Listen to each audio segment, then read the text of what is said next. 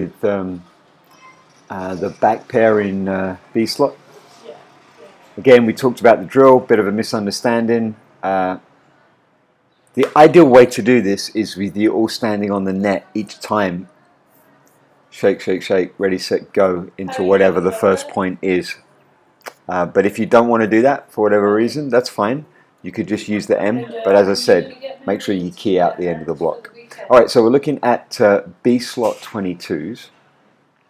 Fred, I like it. You're trying the spin in place without the push. And most of the time it works really well. There's a couple of interesting builds that have you struggling with space, and it looks like you end up pushing, and that doesn't help your block move. Everything else looks pretty good. Marconi and Manuel look like you're doing a nice job of spinning that, spinning the 22 piece, guys. Yeah, so this one comes at Fred. You see that, Manuel? So this one comes a little too far.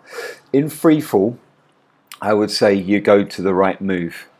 But in the tunnel, I think you need to go more to the center of the tunnel. Do you know what I mean? So you would stop there.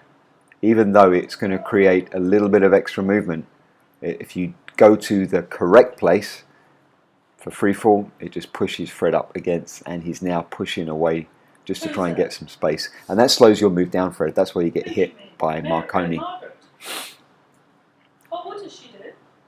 And on the B slot C, don't forget, Fred, there is a little shift to the center.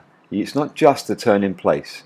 You want to shift your center point 50 centimeters towards Manuel. It'll stop you feeling like you're reaching. But yeah, Fred, as long as Manuel gives you the nice build, and if you do end up ever having to push, that was a better C build. If you do ever having to push, then just delay yourself. Just realize, oops, got to do a different block technique. That was good as well, Fred, on the C.